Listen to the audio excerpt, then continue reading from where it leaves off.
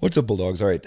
I wasn't actually going to put out a video today because I've been sick the last couple of days and, I got a little bit behind. Normally I have a little bit of a buffer, but I'm going to also be traveling next week. So I'm like, oh shit, I got to get a video today and I need one tomorrow. Plus I have the Stoic channel. I'm putting out videos there. And I haven't gone on any runs this week or any workouts.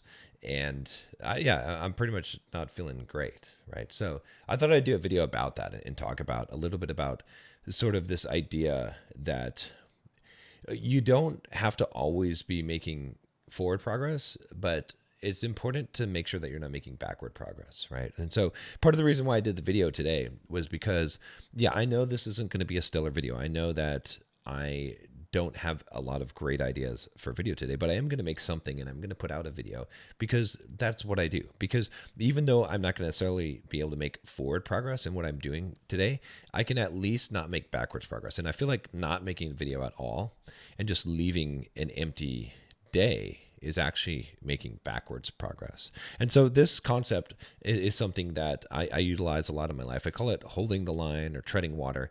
And treading water, I think, is perhaps a good analogy for this. So basically, the way that it looks like is this. Instead of just, swimming as hard as you can, let's imagine you're swimming across this lake, all right? And let's say this is a really long lake. If you just swim as hard as you can and you just swim as hard as you can for as long as you can, eventually what's going to happen is you're going to tire out and you're going to drown. And when you drown, you lose all progress, okay, because you die. But, let's say that it's a video game, right? In that case, you have to start over at the beginning of the lake, right? And that's what most people do in life with almost everything that they try, whether that be, let's say, doing a diet, trying to get in shape, trying to build muscle, whether that be if you're trying to get good with women, if you're trying to build a business, if you're trying to write a book, whatever you're trying to do, you've probably failed a lot of times by swimming really hard into the lake and then sinking because you lose motivation or you just lose the energy and you feel like you can't do it anymore.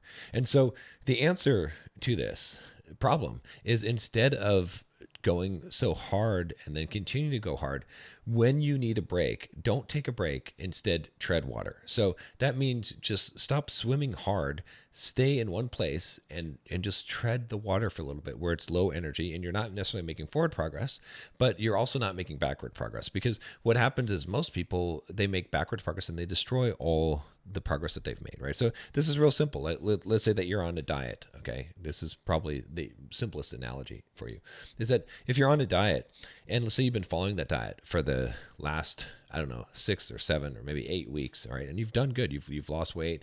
You've achieved a lot of the goals that you want to achieve, but you're not quite there yet. But then you get tired of it, right? And so instead of taking a week or 2 weeks break where you just eat normal, you just eat maybe maintenance calories, what a lot of people do is they'll give up and they'll just go and order a pizza and they'll order ice cream and they'll just start binging and eating junk.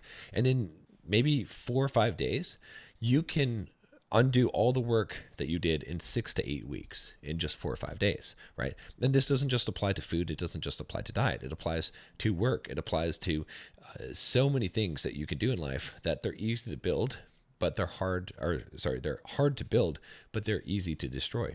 And so that's why sometimes it is good enough to just show up, right? Because you hear people say this. They say, all you have to do, showing up is half the battle, right? But then other people say, no, showing up is not enough. It's not just enough to show up, right? And who's right? Well, in actuality, it's both of them, right?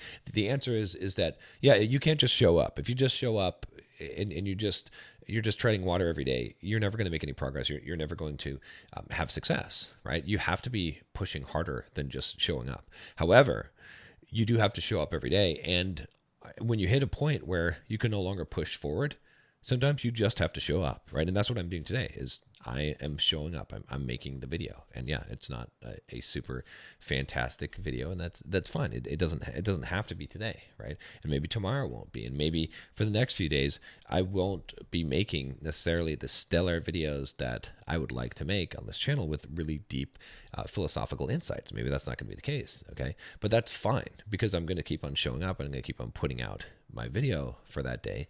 And eventually what's going to happen is I'm going to get back into a more restful state where I feel more energized, and then I'm going to be able to advance, right?